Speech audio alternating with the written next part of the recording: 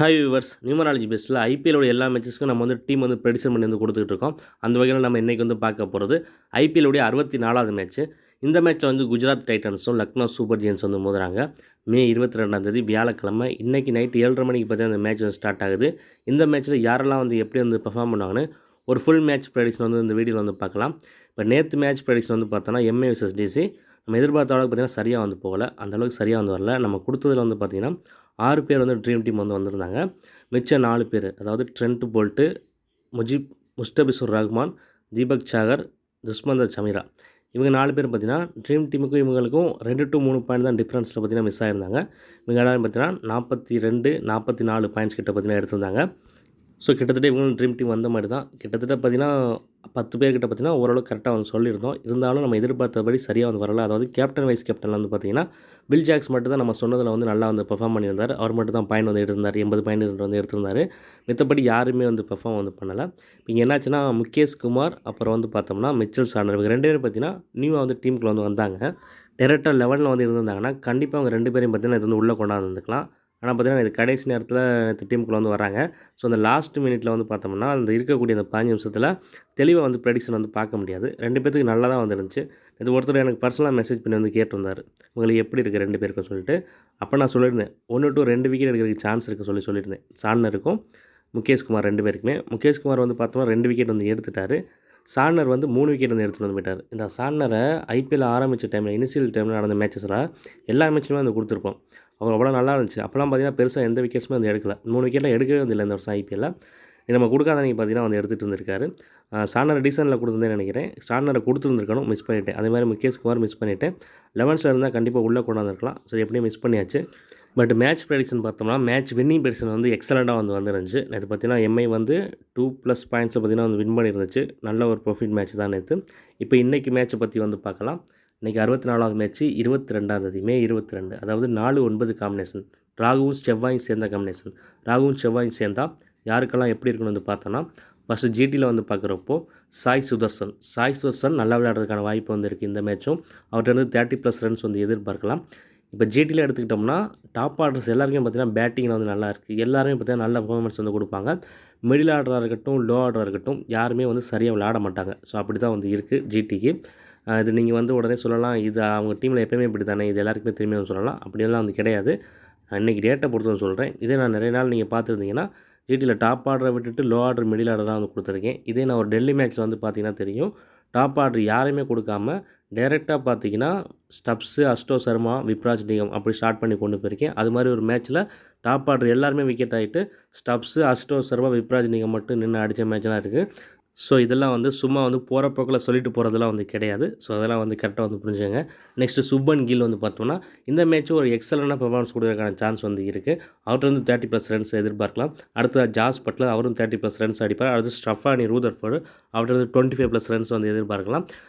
Shubman Gill, Sai Sudharsan, Jos Buttler, Sherfane Rutherford 4 பேருமே நல்லா விளையாடுறதுக்கான chance இருக்குது. அடுத்தது பார்த்தோன்னா ஷாருக் கானுக்கு சுமாராக இருக்கும். ராகுல் டிவாட்டியாவுக்கு சுமாராக இருக்கும். ரஷீத் கான் 1 விக்கெட் எடுக்கலாம், இல்லை எடுக்காமலேயும் போகலாம். அடுத்து அர்ஷத் கான் 1 விக்கெட் எடுக்கிறதுக்கு சான்ஸ் இருக்குது.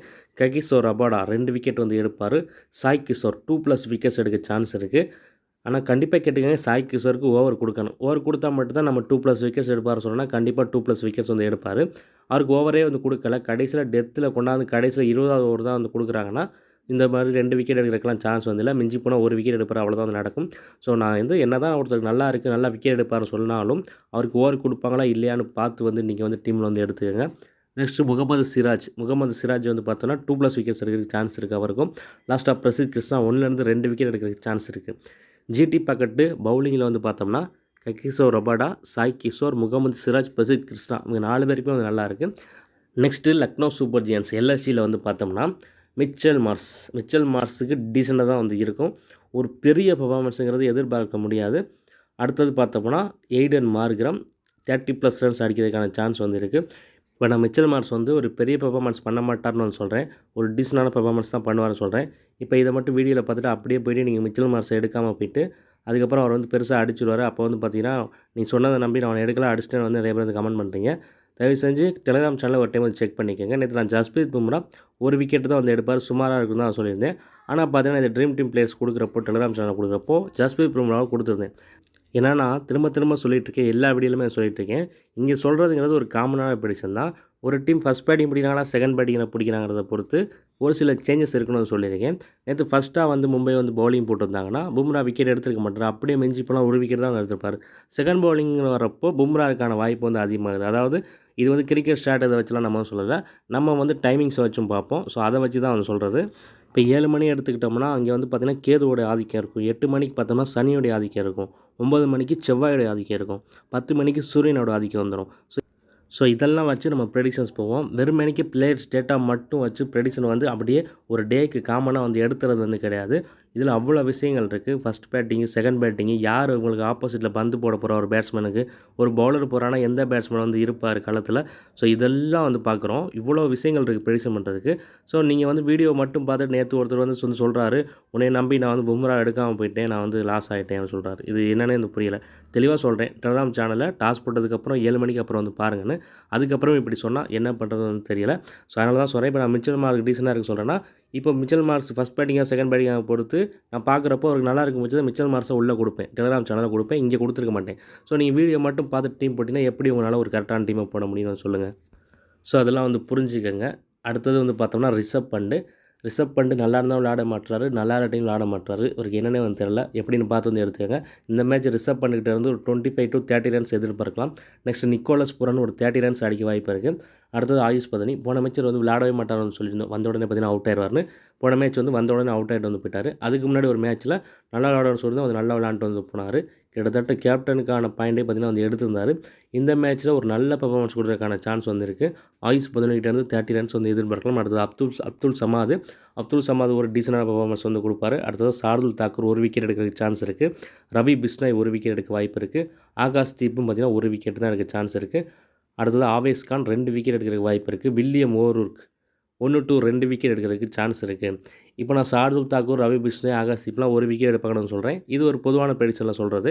இப்போ எந்த டீம் ஃபஸ்ட் பேட்டிங் பிடிக்கிறாங்க, செகண்ட் பேட்டிங் பிடிக்கிறாங்க அதை பொறுத்து டாஸ் போட்டதுக்கப்புறம் இவங்கெல்லாம் வந்து யார் அதிக விக்கெட் எடுப்பாங்க பார்த்து அவங்களெலாம் வந்து ட்ரீம் டீமில் வந்து கொடுப்பேன்.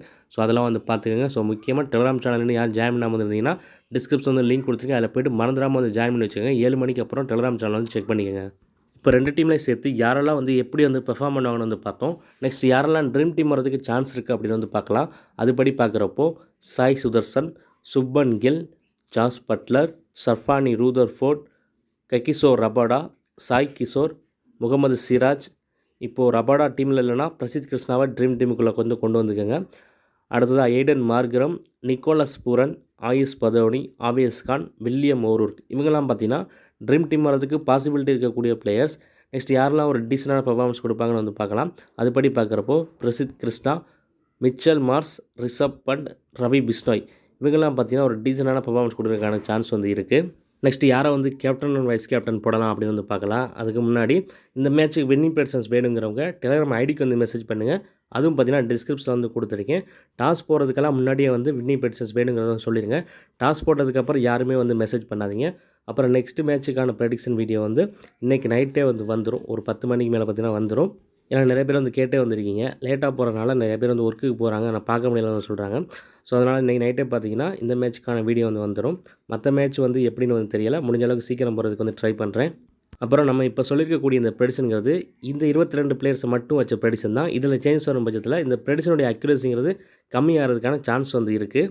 நெக்ஸ்ட் இப்போ யாரை வந்து கேப்டன் அண்ட் வைஸ் கேப்டன் போடலாம் அப்படின்னு வந்து பார்க்கலாம். அதுபடி பார்க்குறப்போ சாய் சுதர்சன், சுப்மன் கில், ஜாஸ் பட்லர், சாய் கிஷோர் இவங்க 4 பேரையும் கேப்டன் அண்ட் வைஸ் கேப்டனாக போட்டு நான் சொன்னதெல்லாம் வச்சு ஒரு டீம் வந்து ஃபார்ம் பண்ணி வந்து போட்டிங்கன்னா ஒரு நல்ல ப்ரைஸ் வந்து வின் பண்ணலாம் நீங்கள். அப்புறம் இன்றைக்கி மேட்ச்சில் கேப்டன் வைஸ் கேப்டன் கூட நான் வந்து சேஞ்ச் பண்ணி வந்து கொடுப்பேன் டெலிகிராமில். ஏன்னா பார்த்தீங்கன்னா நேற்றுலாம் வந்து கேப்டன் வைஸ் கேப்டன் வந்து சரியாக வந்து வரல. நம்ம ஒரு காமனான ப்ரெடிக்ஷனில் எடுக்கிற பிளேயர்ஸே வந்து கொடுக்குறேன், அது பார்த்தீங்கன்னா சரியாக வர மாட்டுது. ஸோ அதனால் இன்றைக்கி சேஞ்ச் பண்ணி கூட கொடுப்பேன். ஸோ ஜிடி சைடு மட்டுமே கேப்டன் வைஸ் கேப்டன் கொடுத்துருக்கேன்னு வந்து எதுவும் யோசிக்க வேணாம். ஸோ எல்ஐசி பக்கமும் வந்து கொடுப்பேன். ஸோ டெலிகிராம் சேனலை மறந்துடாமல் ஃபாலோ பண்ணிக்கோங்க.